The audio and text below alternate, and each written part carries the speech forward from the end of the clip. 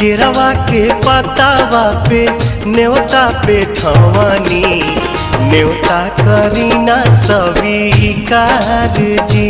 हाँ लिहिनाया रख मोर आदित्य गोसाइया परती के सुन ली पुकार जी।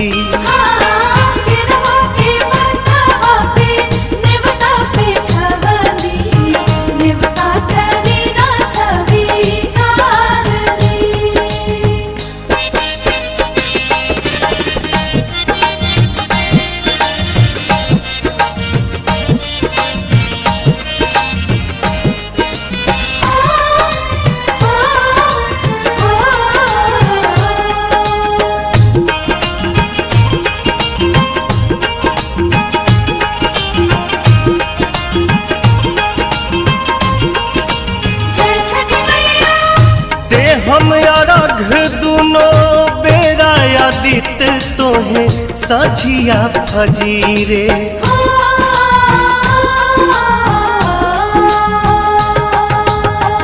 दूसरा अरघ देके मानव आशीष आके गंगा के तीरे।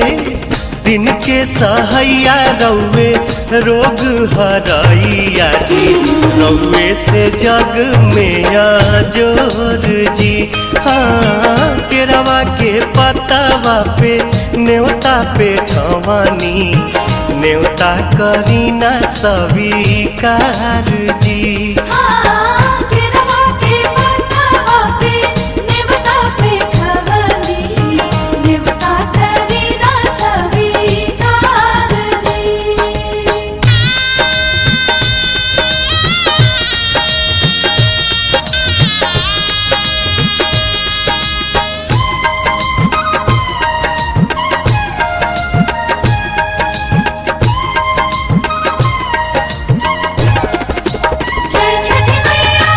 नजरी के कोर से करिले अजोर जग रौवे से जागेला।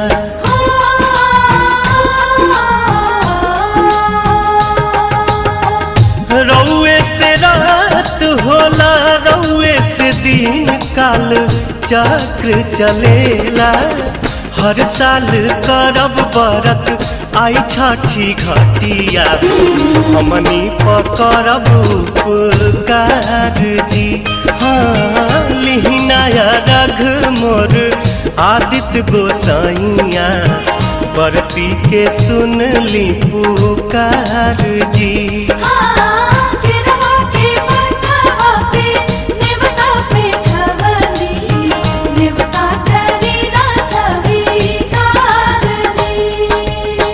केरवा के पतावा पे न्योता पे ठवानी न्योता करीना स्वीकार जी।